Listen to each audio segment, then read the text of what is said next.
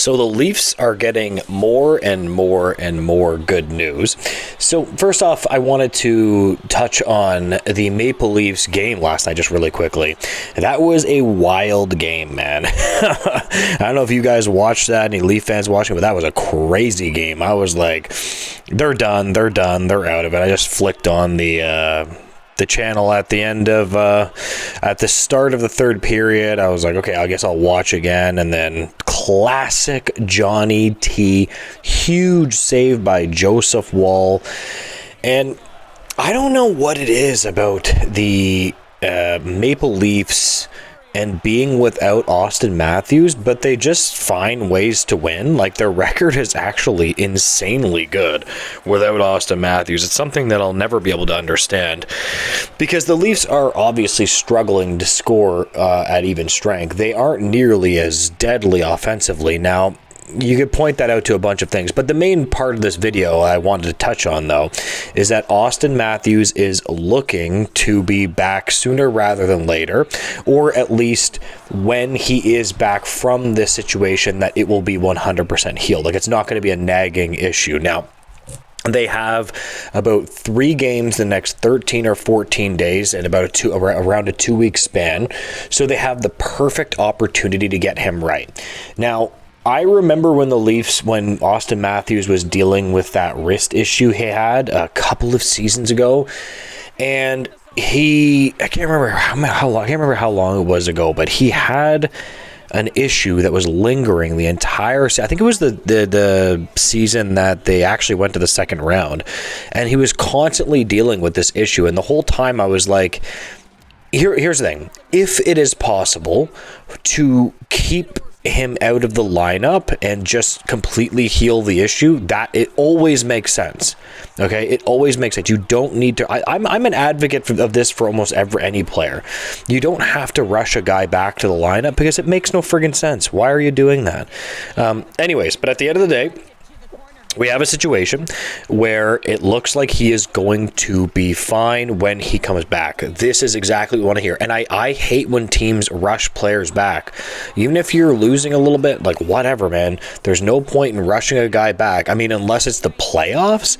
I would prefer if players played in the playoffs, obviously. But you have a situation where Nylander didn't play because he had migraines last season, which was, I personally thought he should have played through that a little bit. I don't know, you can give me your opinion on that.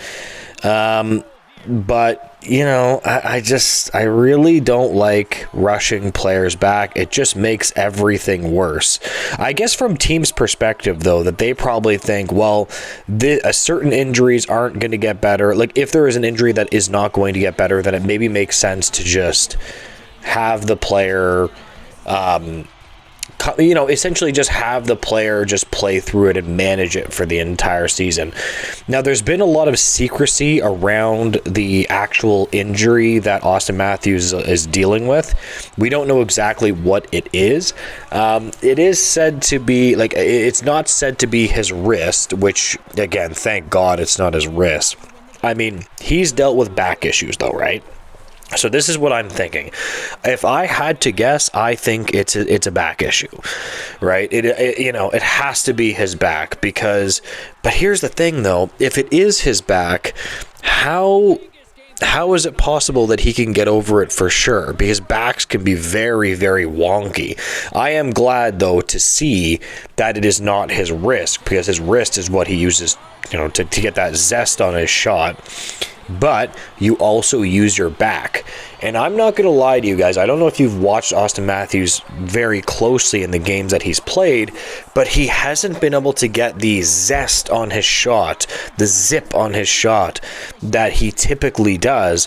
And I've really, really, really, really noticed this, where I'm like, man, he doesn't look like, when Matthews shoots and he shoots the puck and he almost shoots it so hard that you have no friggin' idea where it's going to go. Like, it's like even he almost shoots it, the puck, at a higher level, so that it's so random the goalie doesn't even know where the friggin' puck is even going to go. That is Auston Matthews' shot. And I don't know about you guys, but I have noticed we have not even one time this season seen that signature shot. I haven't seen it even one time. There was that nice play from Marner, but that was just a redirection in the Boston game. And I don't know about you guys, but I have just not been impressed with Auston Matthews' play, which is why I am an advocate for just keeping him out of the lineup. I mean, this team already has center depth issues. There's no doubt about that. They have tons of center depth issues, in my opinion. Like, I don't know if you guys watch Overtime, comment if you did, but I remember seeing David Kampf out there. I almost had to rub my eyes. I was like, why are you putting David Kampf out there? Put anybody but David Kampf. You see David Kampf rolling out on 3v3 overtime. That means you do not have center depth, guys. That means you don't have center depth. So the Leafs have to get somebody, man. They have to get Yanni Gourde. They have to get a Granlund, who, by the way, has had an excellent start in San Jose. He's been excellent for the Sharks. They have to get some center depth here, man, because this is what happens, man. You got John Tavares, who's aging, and who knows how long he's going to be playing center. You got Matthews if he gets an injury.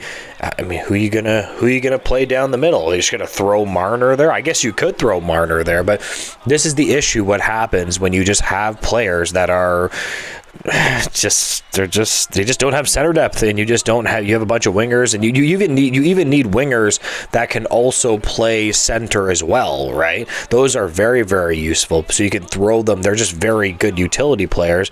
And now you don't know what's with Calle Jarnkrok, because you have another issue with him where he has a setback in his injury, and they don't even know whether he's even going to be able to come back this year, because he's seeing a specialist now. So I mean, who the hell knows what's happening with him?